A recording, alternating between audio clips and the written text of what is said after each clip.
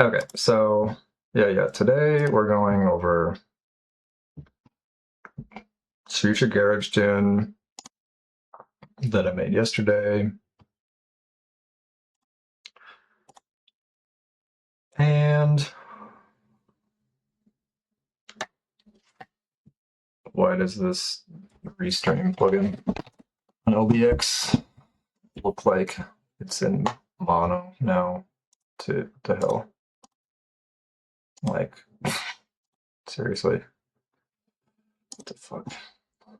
Properties, there's no properties. Oh.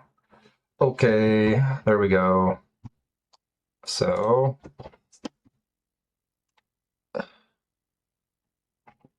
dark future garage tune, in the likes of, well, made famous by Burial and other artists like that. Why is my microphone level peaking so badly? Okay. All so here we are. I'm going to go through this tune. It's a bit of a different style of tune than we've covered in the past before. Certainly quite different. But it's going to demonstrate some really good concepts nonetheless about the techniques that I used in making it, of course. And you can see, again, there'll be some things that are Ableton specific in this one, obviously, and just the way that certain tasks are handled. But the general concepts are going to be things you can, of course, apply to any music project beyond this genre, beyond working in Ableton. Again, concepts that are universal and beyond the specific Ableton-specific methods and plugins, things that you can still apply in FL Studio and other things. And so, yeah. It's going to be fun. Let's take a look at this tune here. Just double checking that my stream is working and all that again. Let's take a look at this tune here. Okay, good. Just double check. Got sound, not echoing anymore. All right. So, we got a project laid out here. As you can see, first of all, I've got a bunch of audio tracks up here that I didn't use for anything. Just get rid of those. Next, I have an external, I have a clock running here on this channel. This is something that you would use if you're syncing external gear like synthesizers, etc. to Ableton. I have a sampler and other synthesizers, hardware equipment that's being clocked to Ableton as the master clock for purposes of just recording and running it off of that. And the way I'm doing that is I've got a channel here with this Ableton feature, this external instrument here, external instrument, and then it's sending MIDI to, in this case, my sound card. And then I just have a MIDI clip. In this case, I have a double time clock that is, because it's just for the gear that I'm using, it was easier to be dividing the clock. And so I have a double time fast click, just MIDI signal being sent here out to that external instrument that I use to record some stuff. So that's that channel here, external instrument. I often call that like clock out or something. Next to it, we've got kick triggers, like you've seen me use before, which are, again, these empty MIDI channels, just playing a MIDI clip that is a copy of the kick pattern. So that's being used for sidechaining purposes.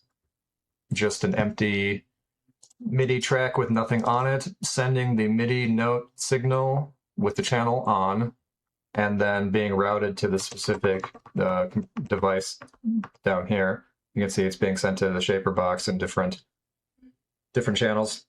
And then again, down here, got the track delay set to -5 milliseconds, setting a negative track delay on those triggers so that they make up for the attack time of the compression happening in the sidechain device. And again, that is down here, bottom right in Ableton, the bars here that show and hide the faders, the meters, and there's a little arrow next to it. You click that, and track options is where that you bring that up.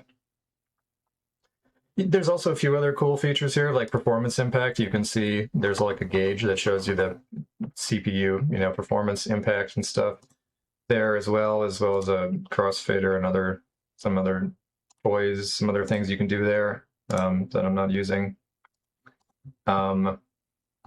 Yes. So yeah, that's also where you show and hide your return tracks if you want to hide return tracks, sends that you'd have over here.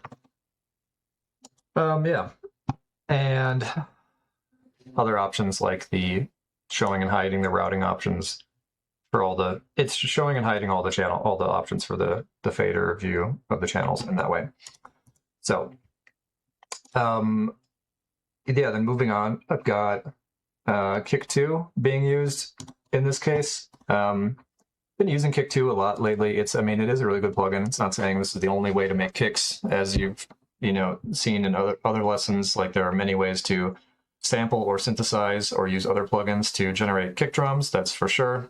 And of course, remember the curve here being shown well in Kick 2 that shows that a kick drum, or a drum, what we think of as a percussive sound, that kind of boom, that hit, is coming from a rapid drop in the pitch of a frequency, like you can see here, rapidly dropping from 1500 or 1.5 kilohertz up here, dropping down rapidly to sub-frequency range.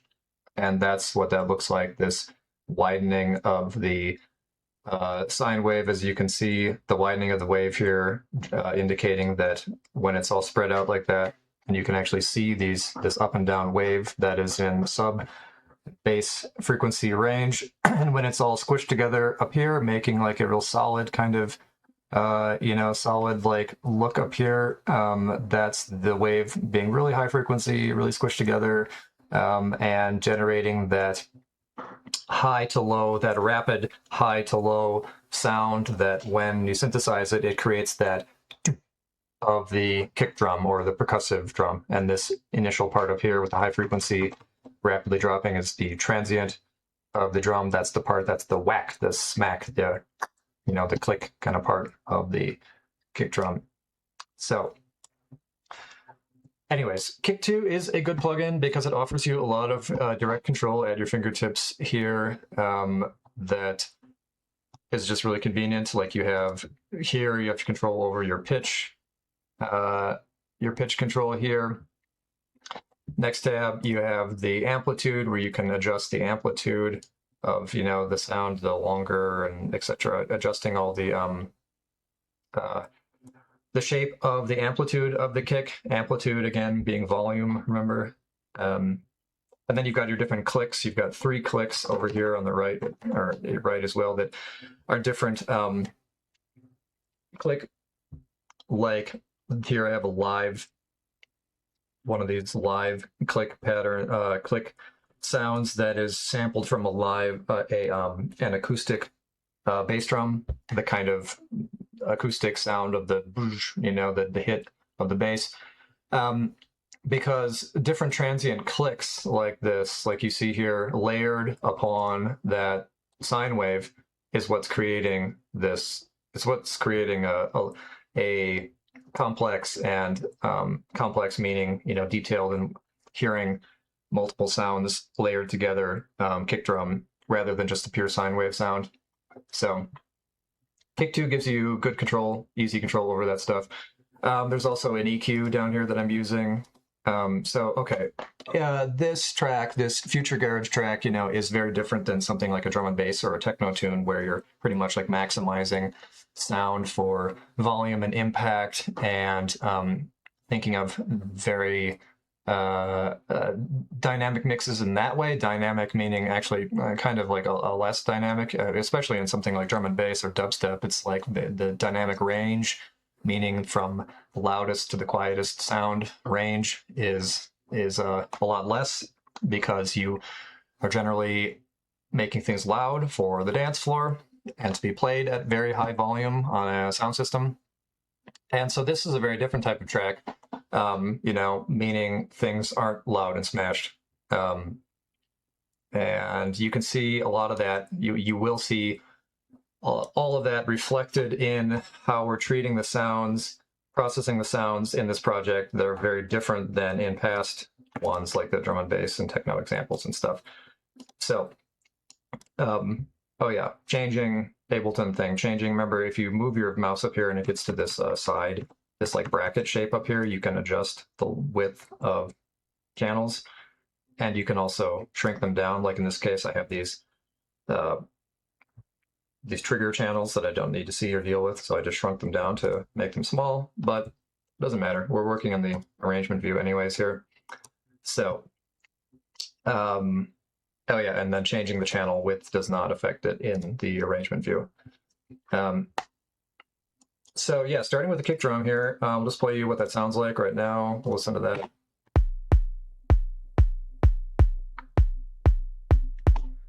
It has punch. You definitely feel it, but it is not sub bass heavy. You can see from the EQ shaping I've done here, I have scooped out a lot of the sub and reduced the 250 hertz kind of mud low mids range, and also sloped off the highs a lot to again, all these sound sculpting choices, sound design choices are being made to fit this specific aesthetic of this what I think of as kind of ghostly garage sound, like stuff that is again obviously very inspired by the artist Burial, if you've heard that, stuff that is a lot more listening music. I mean, sure, you can play it in mixes and stuff, and people have, but it's not dance floor smashers, So again, all of those choices for the aesthetics of the sound we're producing here are very different than stuff we've covered in the past, and so that's what's going to be fun about going through this today, to just show you more about sound design choices and what we do there, rather than just making everything loud. Whereas in the drum and bass and etc., other EDM type musics, the concept of managing levels and with some sort of level protection of clipping on the end stage of the gain staging, so that you can confidently adjust the sound to the level you want in the placement in the mix without it clipping, and yet having a maximized and loud sound. It's a very different concept than what we're doing here today. So you can see in the EQ for kick 2, I have some of the sub frequency here lowered. I also have a cut lowered here in the low mid here, and then another cut in the high here, which are these EQ controls here. So just another EQ. The fact that Kick 2 has it built in is pretty nice. It's convenient. Again, this isn't a Kick 2, must buy or something, but yeah, a little bit of distortion.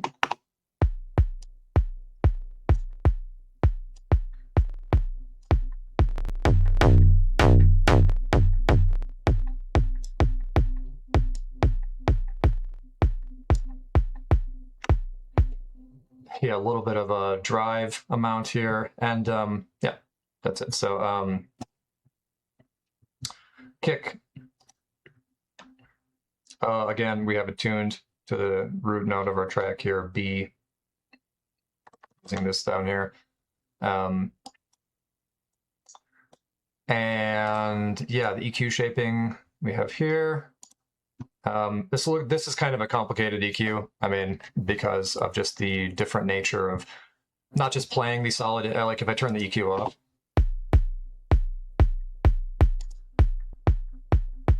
it's just muffling it a little bit more because we're going for that kind of muffled sound. And I have the compressor with a quick attack and high ratio here, just like clipping that a little more, just kind of clipping that attack of it a bit more, because again, we're doing kind of a really opposite sound design strategy in this one from like dance music, you know. And speaking of that, we have our transient shaper here doing totally the opposite of what we normally do, where I have the transient, the attack reduced a lot to really pull off that punch and really keep that kind of muffled, you know, kick sound.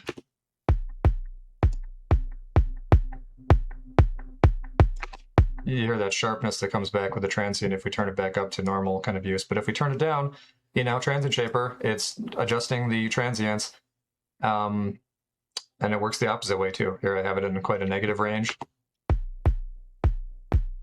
and it really smooths off that hit. And yes, combined with the bass. So let's listen to the kick with the bass.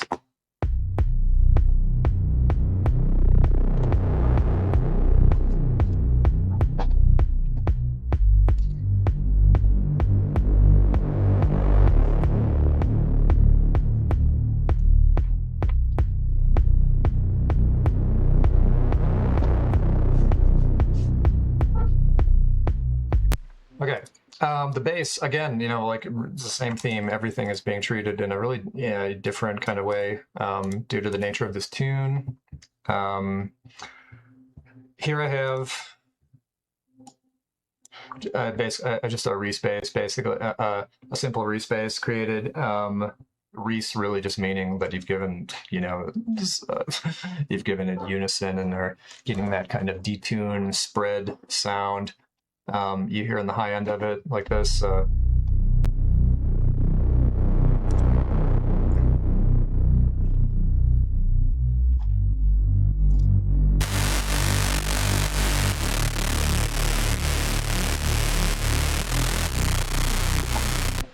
Yeah, sorry, ear warning. But yeah, sorry. The filter though, you know, obviously it's just really cutting down that res. I could have done it this way, you know, sorry.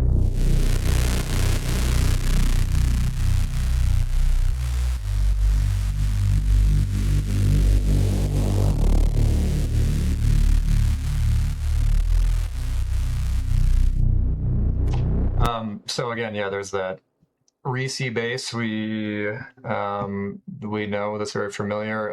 It's really not.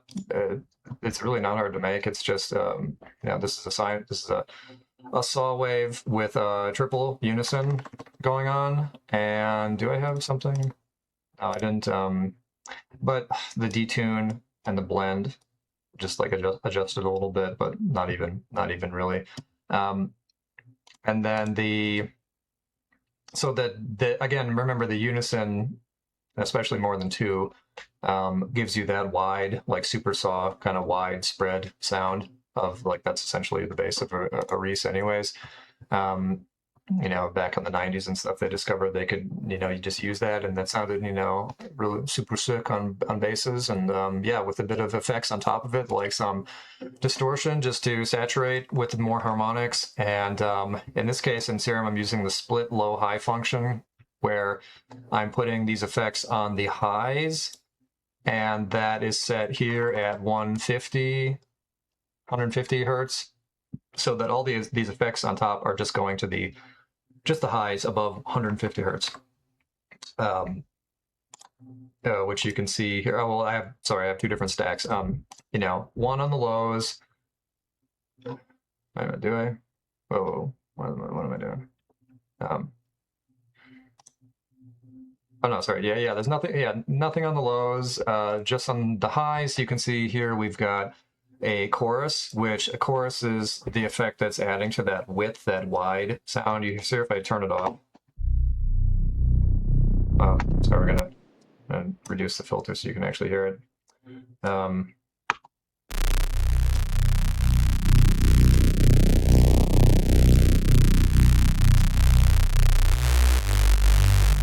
Okay, so that's the sound of the super saw kind of, and that's just what a super saw is, just playing not in low bass frequencies.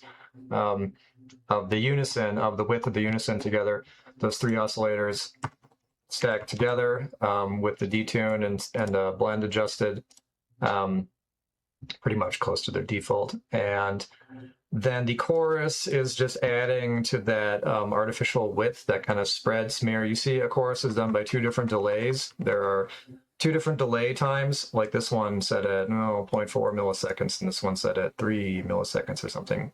It's splitting, a delay between the two different sides, left and right, delaying them, differently. It creates this sound of width of separation. So that's what the chorus is here. If we turn it on now, you hear this kind of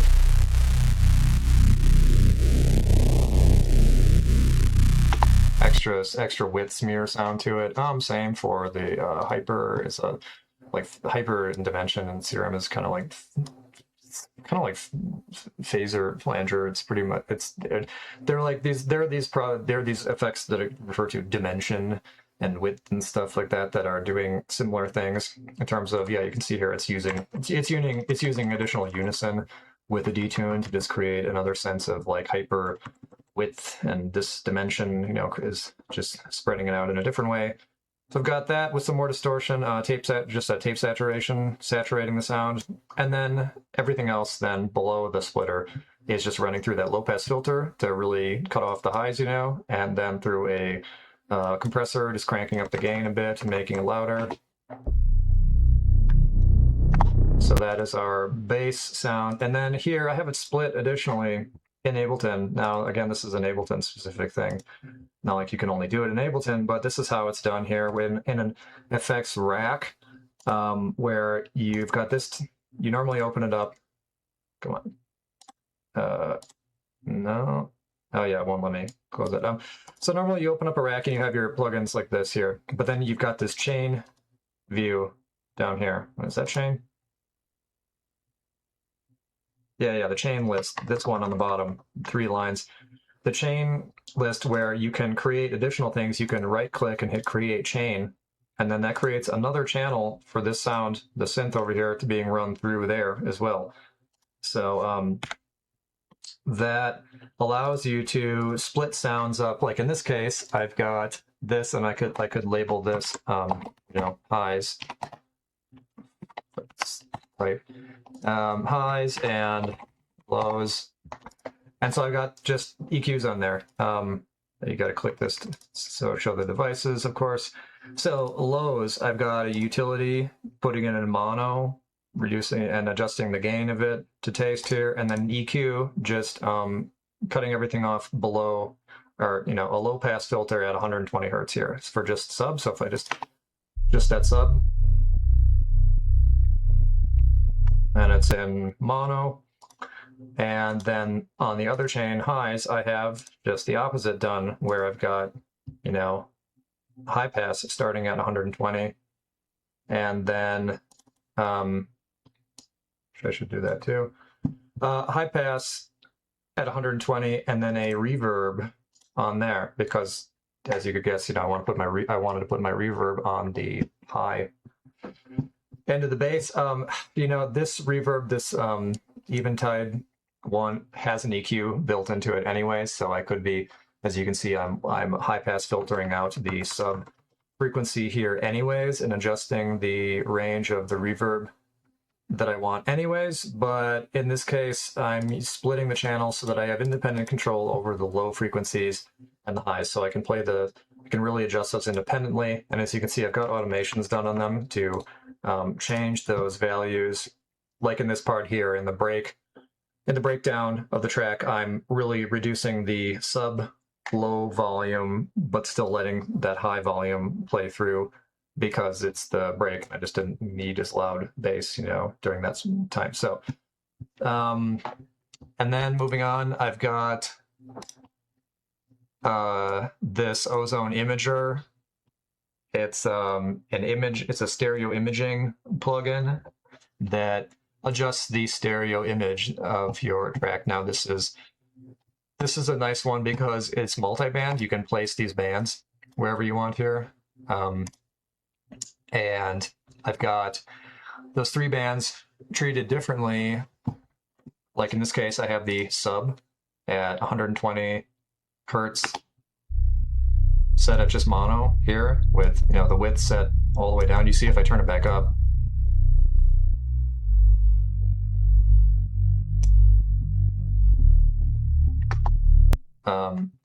And then same with the highs, like here above like 5K in general kind of thing. Stereo width, that high noise doesn't really do you a lot of good. It yeah, I mean, you can hear it if I solo it here.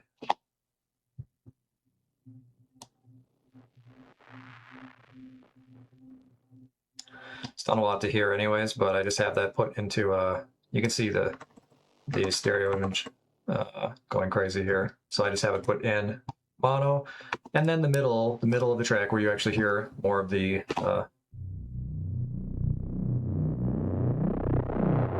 you know, that Reese width sound. I have that adjusted, just reduced a bit down because you can see it's already pretty wide. And this is where, again, in mixing your sounds project, there are different directions in the 3D image of how you hear sound. Everyone's familiar with panning left and right. You know, if you hear it on the left or the right side, that part is really obvious.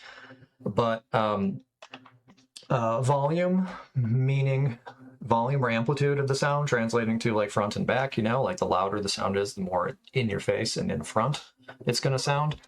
And the quieter it is, the further back in the mix it's going to sound, like it's standing in the back of the room, you know. And stereo width is also how you perceive that sound, where you know, something sounds very different if it's condensed in the middle, in the mid range, versus if it's very wide in the stereo spread. Like, you know, it's kind of obvious, but if it's very wide in the stereo image, it's going to sound like it's on the outside edges. You know, like very much happening on the outer edge versus like in the inner core of the middle part. That's why, you know, people often recommend the practice of keeping basses and low frequency sounds quite mono, you know, in the super low end, because then it's that unifying core thing. I mean, that's for other reasons too. Like, you want a bass for club music, you want a bass to be mono or you want the bass of the sub frequency of the bass to be mono because it's played back on a multi-speaker sound system. And if it was played in just a stereo setup, it might sound fine and it can actually sound really cool to have stereo bass. But when it's played in a club and you have speakers put all over the place, you know, all over the room, that's just a recipe for weird phasing and disaster and stuff. So you want the sub bass to be in mono, so it's always just coming from that solid middle ground.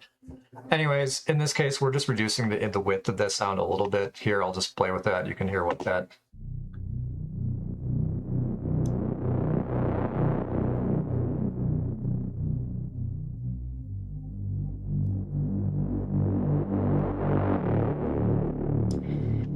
So yeah, the 3 of those bands together, mono, sub, and super high noise, just high air, basically. And then the stereo image of it gives you that overall picture, which again, when you're choosing the stereo width of your sounds, it's also how you're making sounds kind of sandwich and fit together.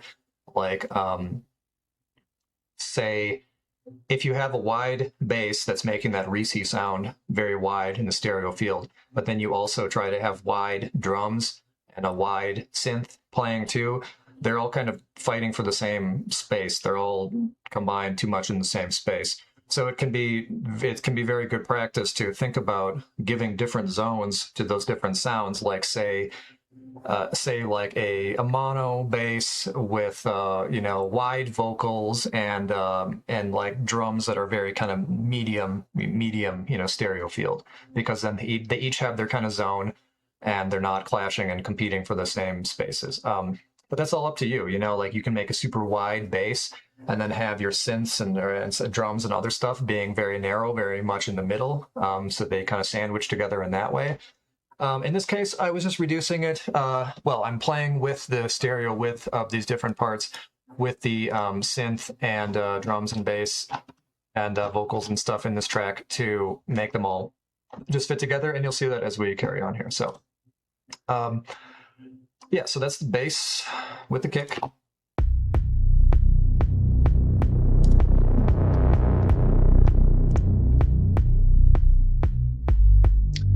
Got an EQ here, scooping out the mids. EQ scooping out the low mids here to you can hear what that's like when I.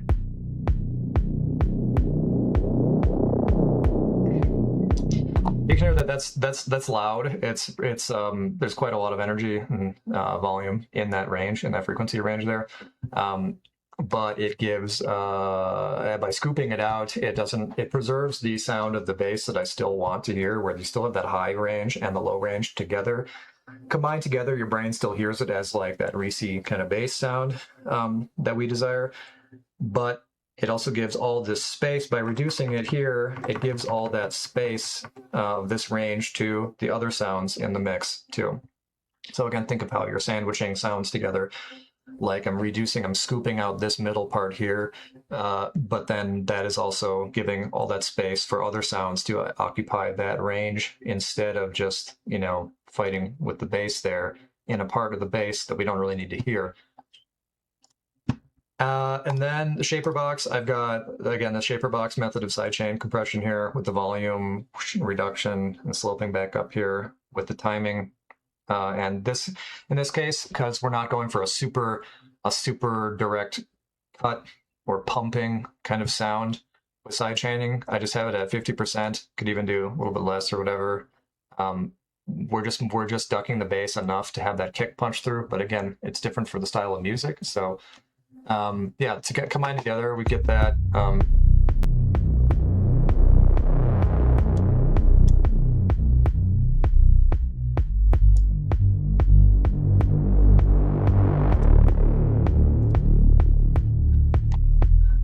Yeah, and then I still have it divided up with everything else in a sidechain bus just being processed. And again, the sidechain bus, just doesn't have that much extreme sidechaining going on here. No MIDI detected, what is that? And I've got that sent here. Again, sidechain bus here, shaper box. Yeah, no MIDI detected. No, you should have MIDI. Anyways, yeah, those triggers being sent to those sidechain devices here. And then, yeah, the sidechain bus with everything else. Maybe you didn't hear the song when you turned it in the beginning, so let's listen to that and walk through the setup of it. Got a drum bus there. Here I have, sorry, I'll try to speed things up here. I could go on too long about this stuff. We've got our intro with some ambient field recording, Foley stuff.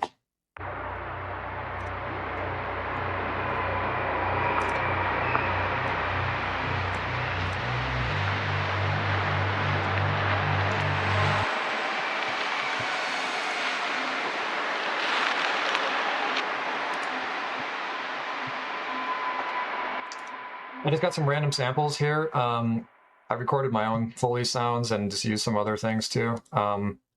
This is, yeah, some train station sound with reverb on it. Reduce the highs of the reverb a bit there. Reverb and EQ on it. Again, this is pretty similar to, oh geez, I didn't do anything to this. Just kind of clipping those ends of the sound a bit, like kind of making it a bit less harsh.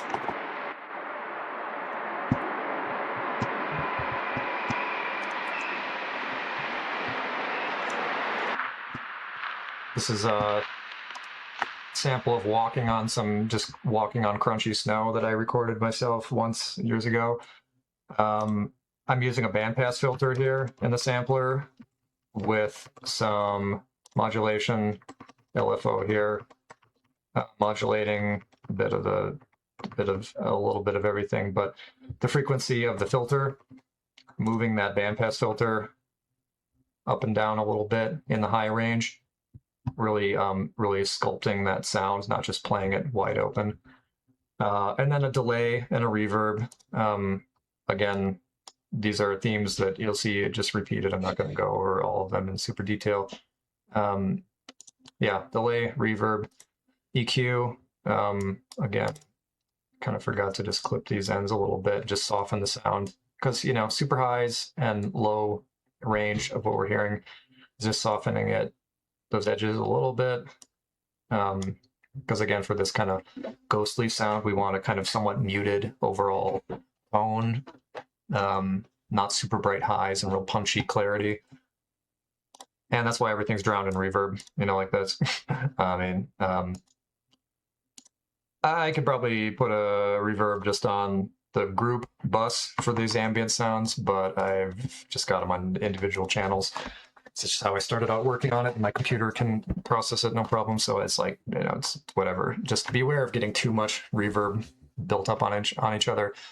And, you know, why don't we do that? Why don't we just drag this reverb over here to the group, put it here, put it before the EQ, and then I have a filter here, low pass filter being automated. Here you can see doing automation here for these parts, just giving it that sweeping up and down to create a variation of the sound and make it sound a lot more interesting. Just turn this reverb off. And yeah, we'll see how it sounds. I just have another ambient sound, people talking or something here.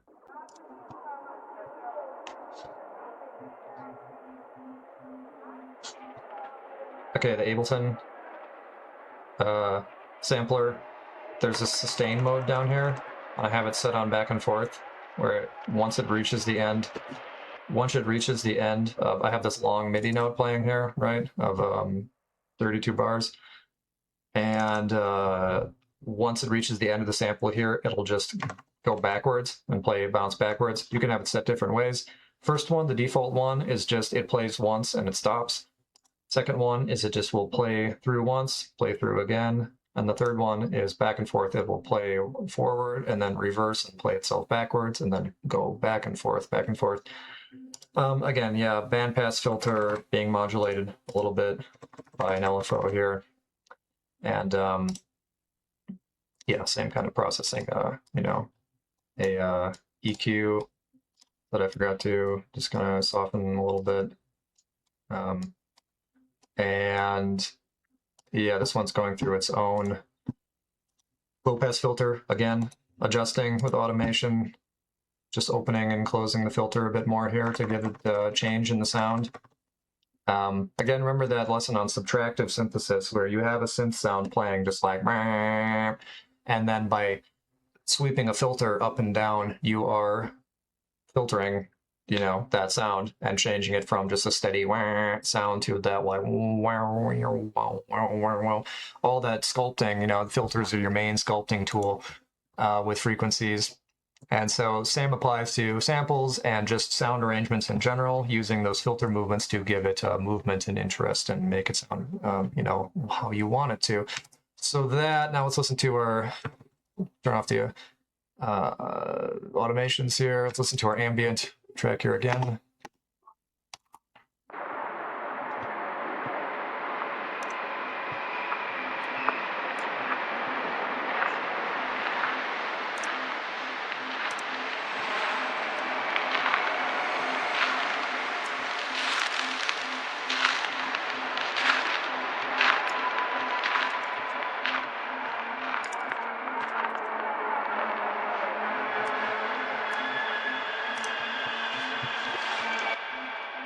So this is where I'd hit it with another imaging plugin.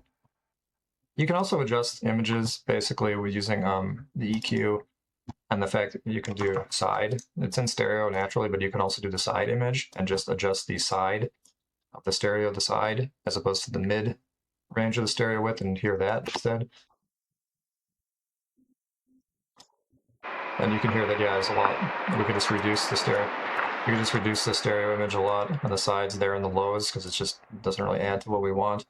Can also do that again in this kind of plugin like I talked about.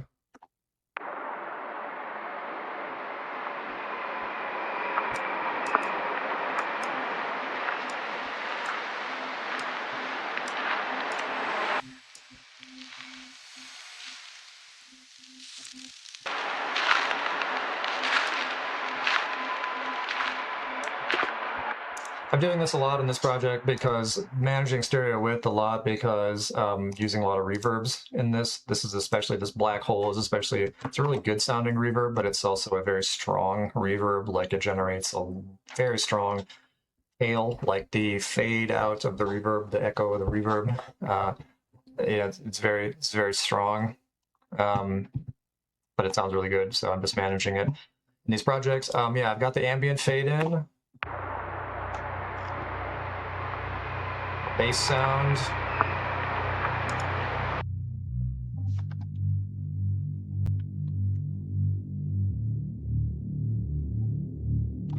This is very similar to the sub bass, the main sub bass I showed before. Again, it's another wide respace. Actually, pretty much is. It is just the sub bass. Never mind. Basically, just a copy of it. It's being treated differently. Just reverb overall on it, and you know, no split, high frequency, low frequency split. There's a bit of side chaining on it too. But yeah, it's cutting the sub out of it essentially. And low pass filter. It's not cutting the sub. We're still going down to like 70 hertz, you know, here, and still getting a bit of this sub bass just for the intro feeling.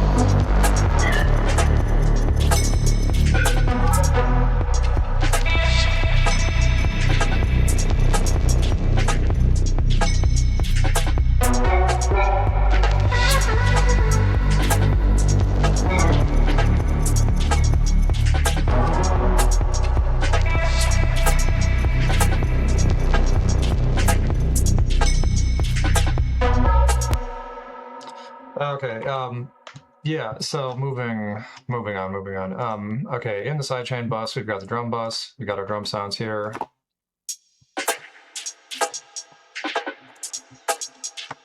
Snare.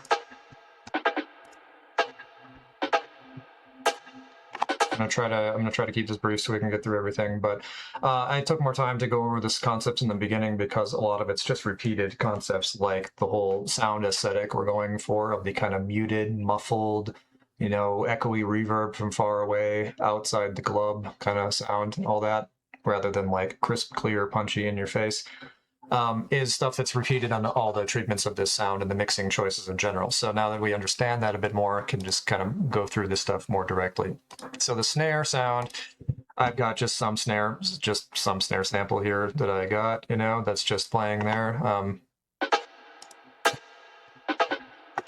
With a second snare on the offbeat kind of pattern here. You hear how this one, here's the main snare with just reverb echo on it, obviously, and then a second one. It's just a little different, a little quieter, and then layered together.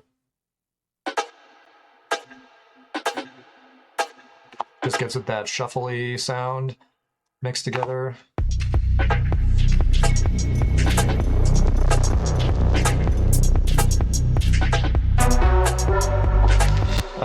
Same with hi-hats. They're weird and skittery in patterns, but they all stack together to create that sound we're going for.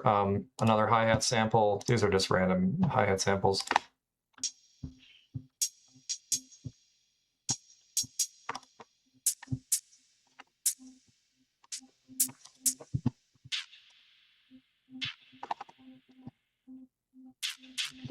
Then I just have two noisy samples, random noise in the sampler here. Just same kind of processing of, you know, just EQing, really taking out a lot of the highs in these kind of high sounds. And again, knocking the transients off with this transient shaper on this one. And same with this one, just another shaker sound with a delay, really killing the highs and stuff in it. Yeah, and all that stacks together to just hear like sound like this kind of weird, you know, jumble. But then together.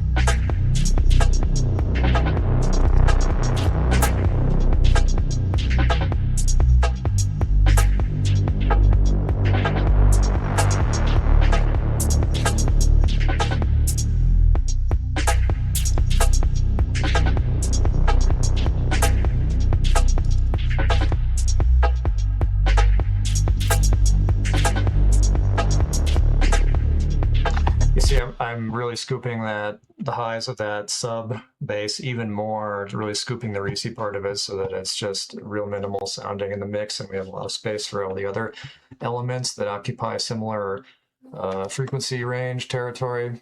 So we've got our drums going into a drum bus there. Here I've got another low pass filter with an LFO on it. This is an Ableton thing, Max for live devices, Max, the visual programming software for music and art. That comes bundled with Ableton Live. Well, not the full version of Max, but Max 4 Live, M4L thing that it's included with the full suite version of Ableton. You can find Max devices, yeah, Max over here. Max devices. There's an LFO one that, don't ask me why it's not just an audio effect. Well, I mean, it's listed in audio effects, but it's not, it's different. You can see the icon's different than the other ones. And that's a Max device. So, anyways, here, I mean, any LFO plugin will do the same thing. Here I've got an LFO assigned to the frequency here. I've got the rate and the depth meaning how far does it go? How much is it applied? And then the offset here, got the offset at -10, meaning it's going 10% more in the negative range as opposed to the positive range. And I've got it mapped to the frequency, and it's using the random waveform with some smoothing on it so that it just wobbles up and down, as you can see here, rather than just, you know, a sine wave going up and down, the same. So this just gives some variation to the drums. You can hear like that with that filter scooping a little bit. It's just giving a little more life to the drums and making it sound a bit more interesting. I got a distortion plugin on here, just doing a bit of a lo-fi thing, just texturing lo-fi off, on. It was just giving a little bit of grit distortion, aging the sound kind of thing. And then more reverb, of course, adjusted a lot here. And then another auto filter that's triggered to come on at certain points. And what am I doing with that? Oh yeah, in the intro, that's how I'm creating that sweep up in the intro, that fade in of the drums.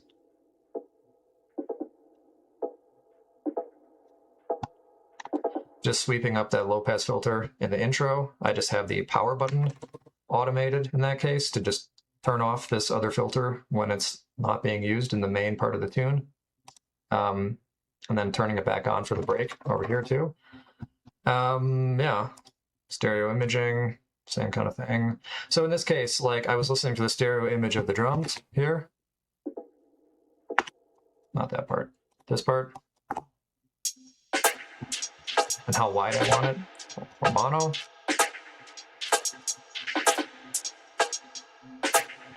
And then considering how that mixes with the bass.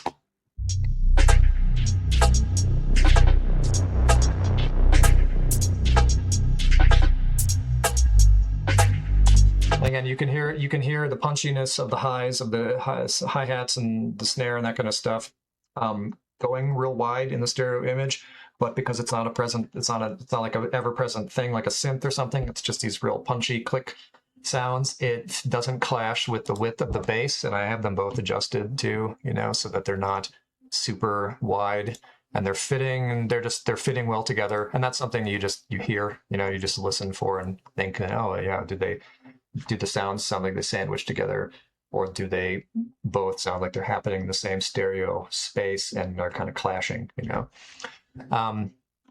So that's the drums. I went to the ambient part here. I have this metal sound sample here, just some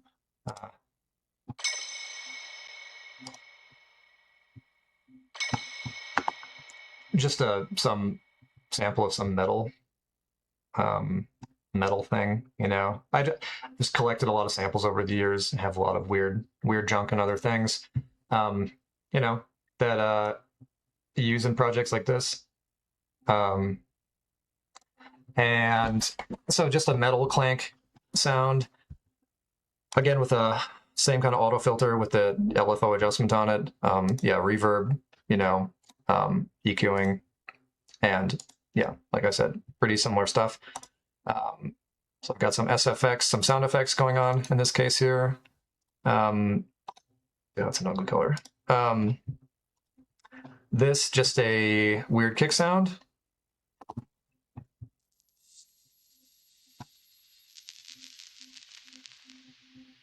I'm high pass filtering a lot in this case, you can see here, to just get the highs. This is like a crackly static kick. It was a kick, but it made a lot of the staticky, crunchy sound.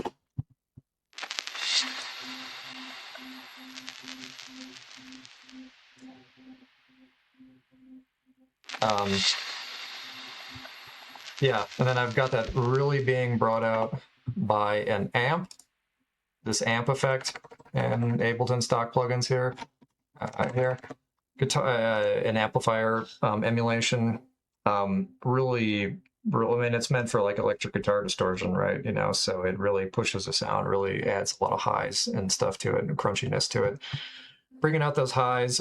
Here I'm using some weird resonator plugin that I like a lot, this goofy thing that just changes a lot of sound. There's the original, and then if we put this on it, it's like, it's just frequency kind of shifting and doing weird resonance stuff to it that I liked. Yeah.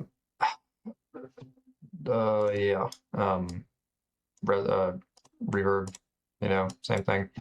Reverb, stereo imaging, and in this case, this high kind of crackly sound, I really pushed it out to the edges a bit more, so that it's not occupying a lot of the core space like the other sounds are. So it's really, it's a lot more on the outside edges sounding, which worked in the mix here. And then I've got an auto pan here, this auto panning, automatically panning back and forth, left to right thing adjusted, that just moves the sound around in the stereo image a bit. And then I've got that Yeah, I've got the frequency of that low pass filter adjusted a lot to really move the sound up and down, so it's not always just static sounding the same. Yeah. What next? Sample of some from some anime.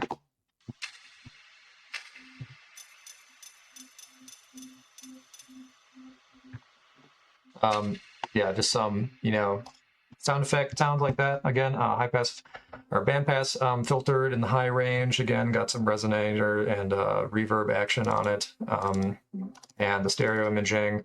Here I'm using the MSED, the mid-side EQ, mid-side ED plugin from Voxengo.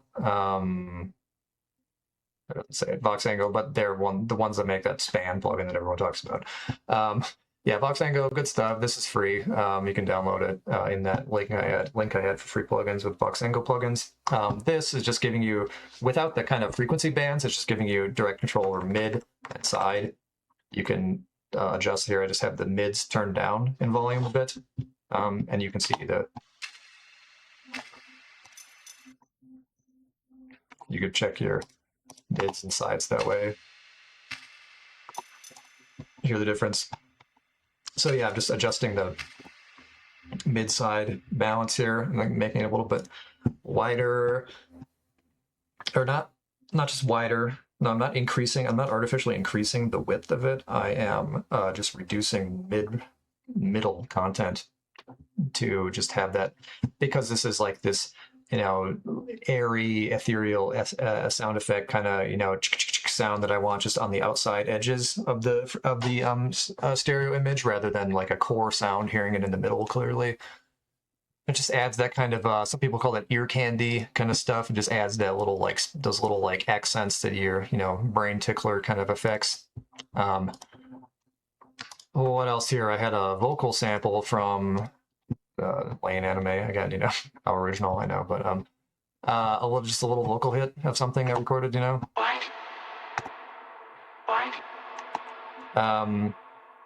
just making a little stab of the vocal, not playing the whole recorded line. And then I'm using vocal synth from Isotope. In this case, this is a vocal synth, model plugin that does things like, I think we've all heard of vocoder. Here's a vocoder. Vocal things that, and formant filtering, things that replicate, the characteristics of human vocalization. This is a cool plugin for it. It has like pitch correction and other stuff too that I'm just using that a bit. You can hear it without.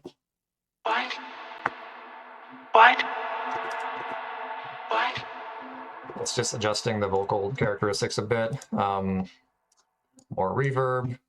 Would have guessed, Again, this track is just like, this aesthetic is like drowned in reverb and really muted in the high end and low end to create that far away kind of feeling.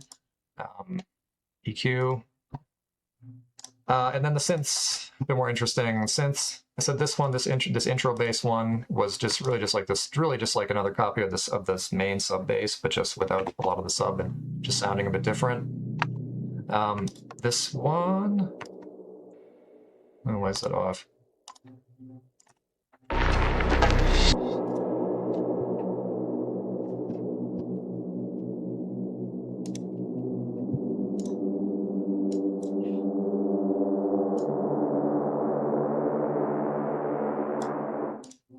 Yeah, in this case, I'm using a lot of repeat. Like I made a patch, for this sound, as you could probably tell.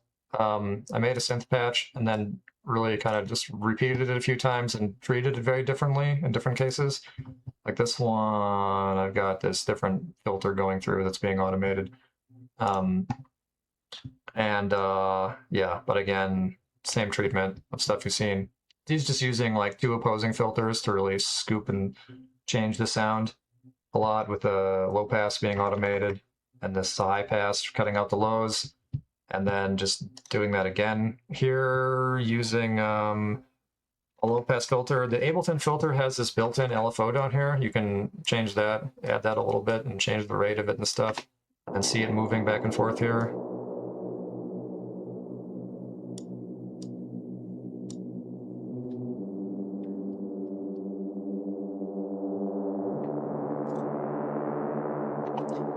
But yeah, some subtle different iterations of similar sounds layered together to create a more complex and overall synth voice that sounds like you may be hearing that and thinking, whoa, that's a complex synth voice. How did they make that? And it might be a couple ones layered together that are different, like I'm doing in this case. Like this other one, here's this one just in the intro that's very subtle, just adding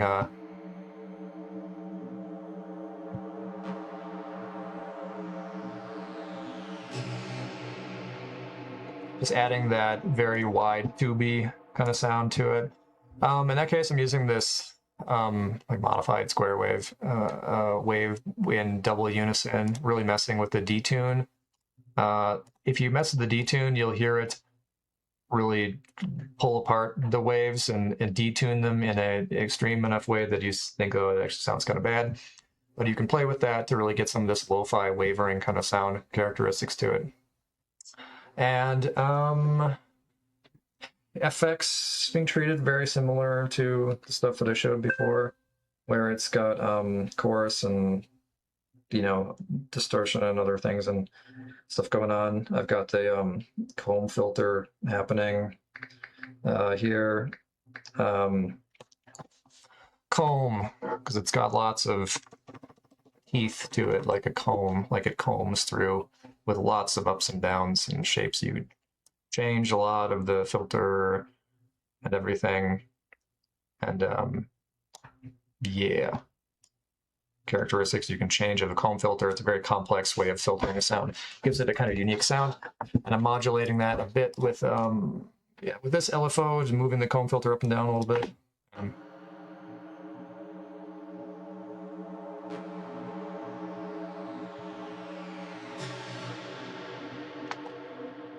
Yeah. Compression, a little distortion there. Yeah. Yep. Same stuff going on here. Then with then we get to the main leads of the track here. In these cases where I've created, I created a rhythmic, I created a melodic theme here of these notes.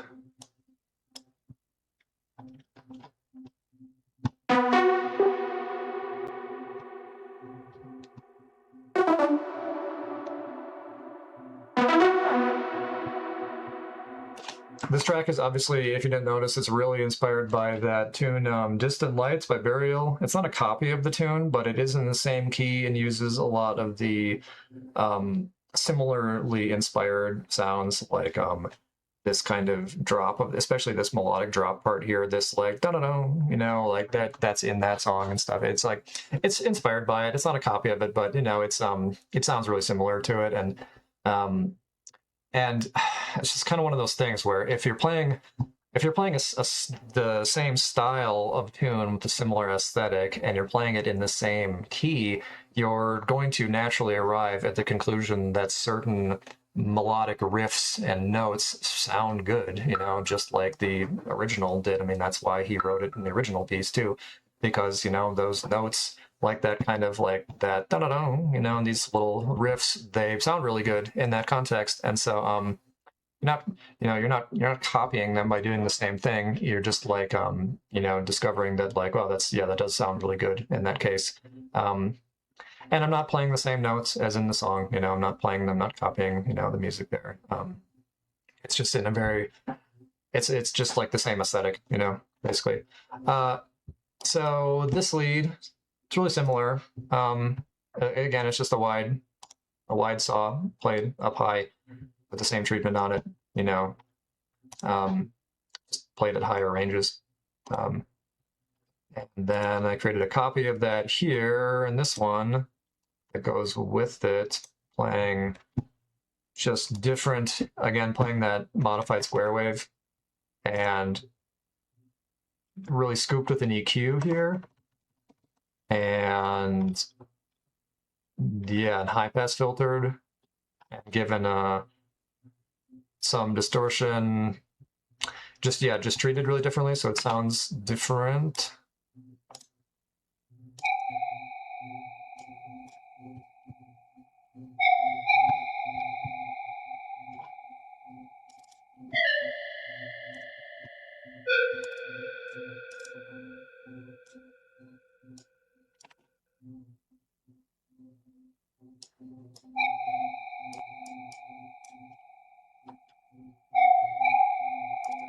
You can see I'm really getting these resonant spikes of, it's a very thin sound of just these couple peaks here, you can see.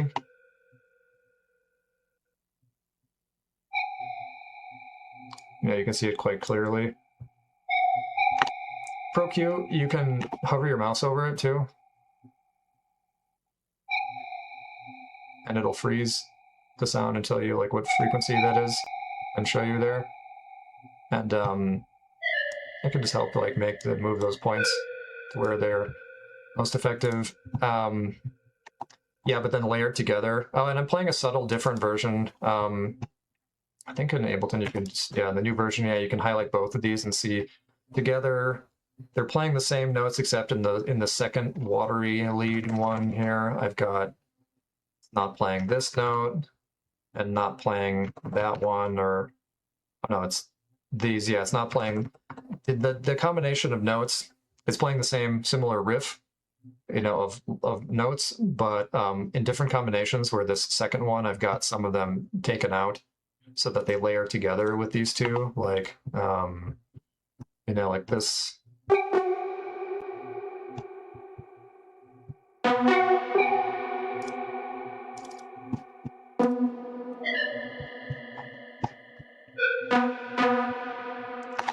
Yeah, and then I just made a few different variations of that stuff here, like a more, this is, you think of this as like the full kind of riff with these three main parts here.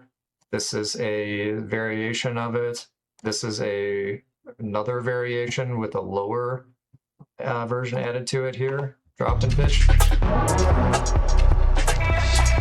And then, yeah, and then back to this one just changed a little bit, and then the main one again, and then an end one that adds a different ending to it, like different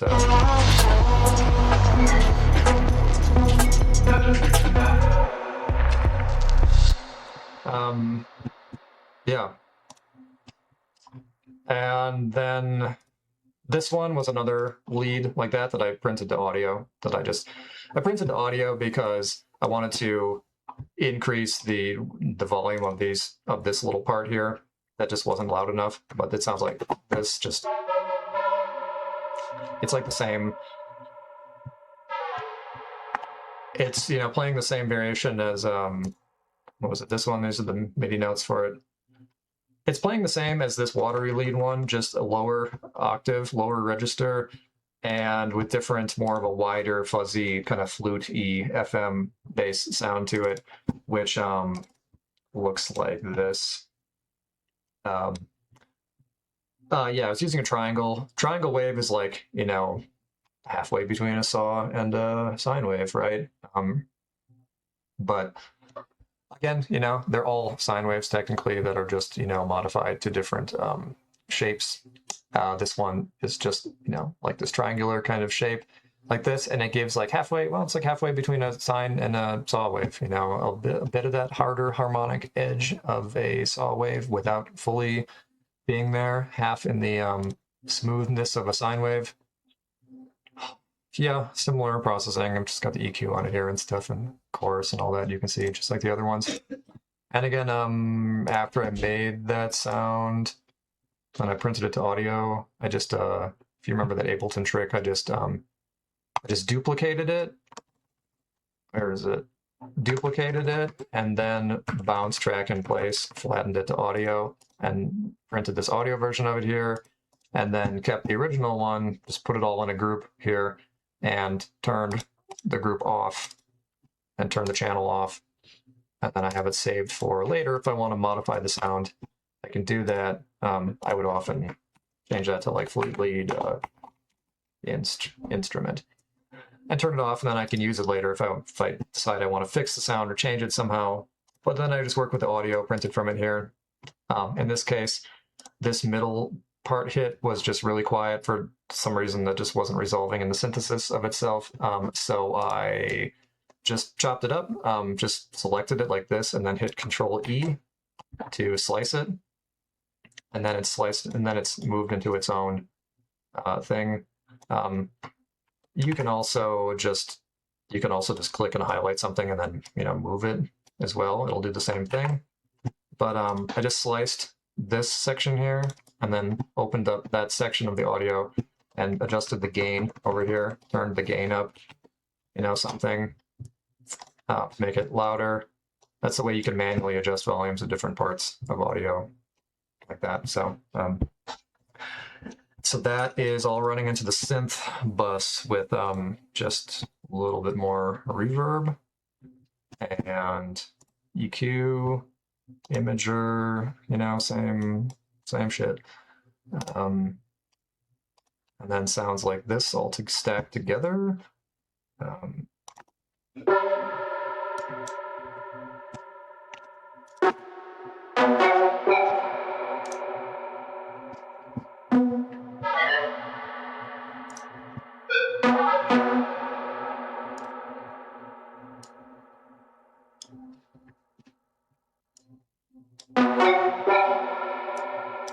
Jeez.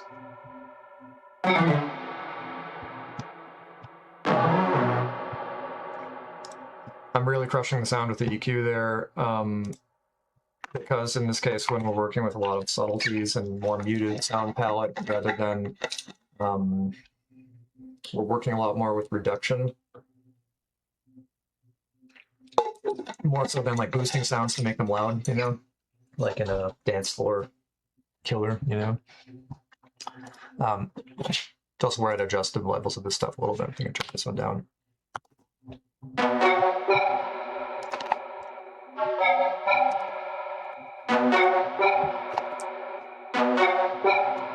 Yeah, again, layering those in different combinations to get that right sound volume.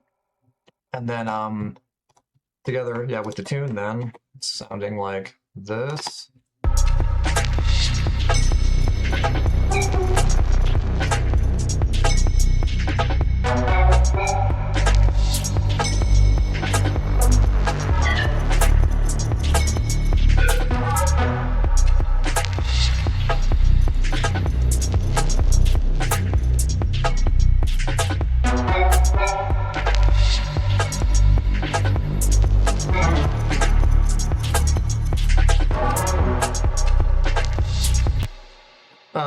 Yeah, and then last part is we got the vocals samples here.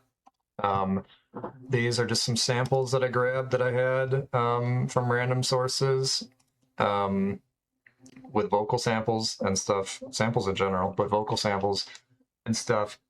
You'd be surprised where the result of what you get sampling it and using it in the creative way can have absolutely nothing to do with the source material, where often you're using just a tiny snippet of something, like this one with this recording of, you know, this whole line of people talking and the, you know, some vocal line, then just playing just a little like snippet of it. It's just the accent you're looking for. In this case, there was just some vocal hit here.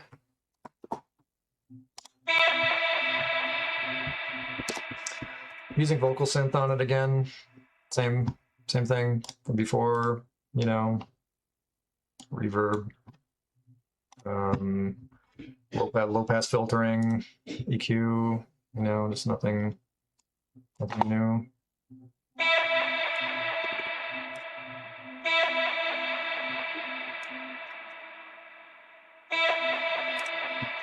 Really cutting into those frequencies that are loud, because everything's being amplified by the direct reverb, the reverb use, you know, right? So I'm all working with that.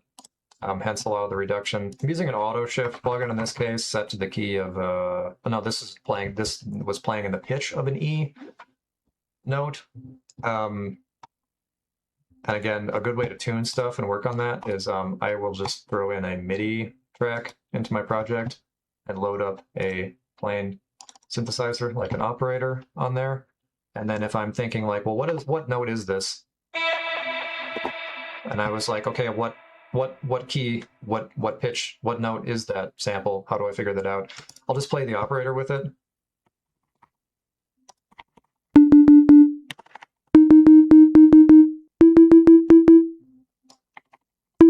And play it together. then just figure out that like, oh, okay, yeah, that's what that, you know. Just figure out, oh yeah, that's that pitch, because you know you can just literally go through, you know, playing different notes. I mean, and you can hear that like this one, you know, you can just hear like, well, that's not right, you know. So just yeah, just play a synth, you know, and then you can see like, oh yeah, that sounded right. What note was that? Oh, it's the E over here. So I'm using that. I use that tool, you know, to just help determine pitch of things. And then here, yeah, using this auto shift, this is where you can click in different notes of like what key, what musical key you're playing stuff in, and it will automatically. This is like an auto tune, you know, that will automatically adjust the tune of it. This is pretty much on anyways, but you can see it's doing in the middle here. You can see it's doing a little bit though. And yeah, that random vocal sample, what did all that sound like before? Again, I'm gonna click on a plugin, Control A to select all, Control G to group it. And then in this case, I'm gonna drag the sampler outside of the, won't let me do that? Why not? Oh, whatever. Select all, Shift, select, come on, why won't you let me do that? Select these individually. Oh yeah, because there's a rack there too. Okay, I could just do that. Select these effects, move them into this effect rack, turn that effect rack off, and you can hear the original sample. It sounded like, God, sorry, stupid loud. It's just some vocal sample, you know, or just some vocal hit. Repeated, similar for another one, just a different vocal sample here. This one's played up higher, lower at the.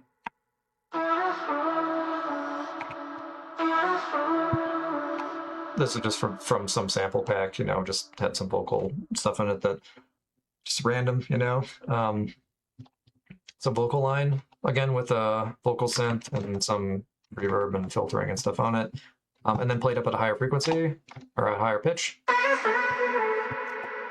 And then played lower here at this one.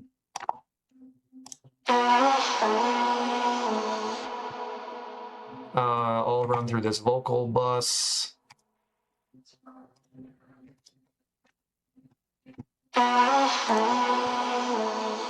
With again that, you know,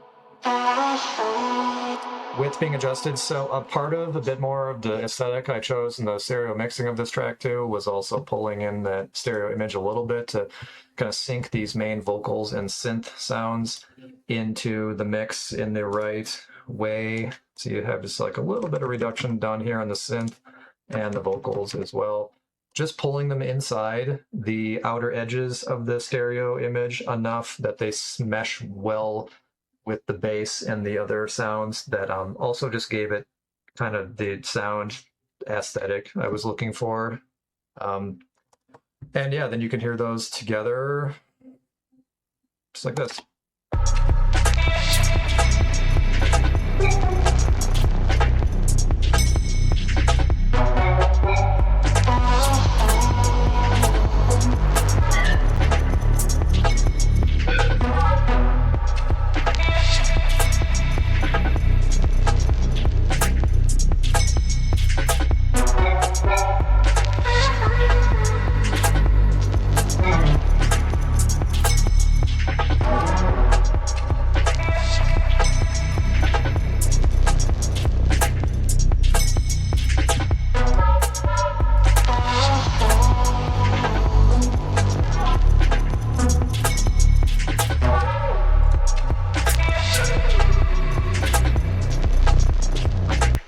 Yeah, I've just got subtle movements automated in for the low pass filter like this, where I just have changed that a bit.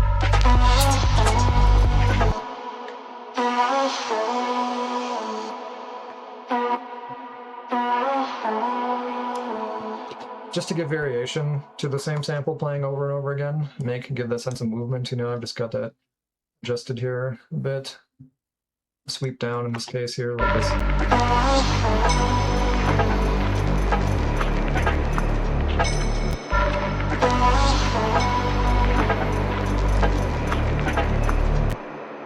Stuff like that. Yeah, that's it then. Vocal bus, synth bus, all having their same, you know, kind of management, gain staging and treatment, EQing and stuff. SFX bus, ambient bus, drum bus with a snare, bus together into a drum bus, all into the sidechain bus. Sidechain bus all being together like this, just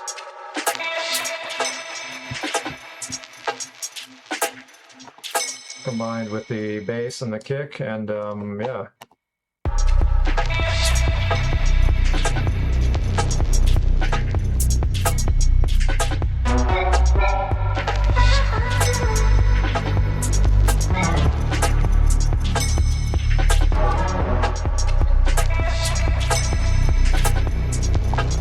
Yeah, so then final stage of the mixdown. Yeah, again, this is a very different mixdown process because the sounds are not like maximized dance music like I'm often making, you know. So got all my thins here stacked up, you know. They're all going out to the main, you know, the sidechain bus with the instrument channels going into their respective bus, and you know, busing like stuff together, grouping things together, like the vocals or the synth and stuff, is just because, you know, you're grouping them by like similar aesthetics, where you're like, these are similar sounds that I want to kind of have, like kind of grouping them together and treating them together, kind of like mixes them, homogenizes them, smushes them together a little bit in a good way. And so you're doing that with very similar sounds. The way that a lot of drum sounds being played through a drum machine, like a 808 or 909, they all come out of the same master out, you know, stereo out, and so they sound kind of good, you know, just like all mixed together in that way. It's the same with busing the sounds together into these groups, and then that's going to the sidechain bus, and then being mixed with the kick and the bass. And then it's all going to this master out chain here I have with, I've showed this before, but these are Acoustica plugins. It's like you don't have to use this, but again, it's just the theory of what we're doing. Adding some dynamics, some saturation dynamics with this, adding a bit more, a different kind of saturation here, using an EQ to just do some EQing here. You can see I have some real reduction in like the 250 hertz and 2K, just these areas that were kind of loud mid-range, mid spots that I really wanted to reduce a bit more in this mix. The low end being really reduced because this isn't like slamming bass track, you know. This is you really want to reduce the bass a lot to not have it, you know, to just achieve the balance that you want. Highs being shelved just a little bit, not much. High air, because there's not a lot of high air like above 10K frequency in this mix anyways, because of how it's real like kind of, you know, cut off on that muted kind of aesthetic. But then I'm pushing it up a little bit in the overall mix here, just with this like 15K, you know, hertz boost. And then it's going out to a multiband dynamics plugin, where again, this is very subtle multiband compression, where it's just 33% into these 4 different bands. And then it's just very subtly kind of like massaging the sound of, you know, these different compressors being split into these ranges that, you know, if any one of those different ranges gets too loud, it reduces the volume a little bit for me. But again, multiband practices are inherently destructive because you're splitting up, you're chopping up, you're literally dividing these, you know, multiple bands of the overall frequency spectrum. So only doing this 33% and a little bit in the mix is subtly doing that. It's not really harsh multiband like, you know, like if you were just doing it full 100% wet, you know, and stuff. So just subtly adjusting it.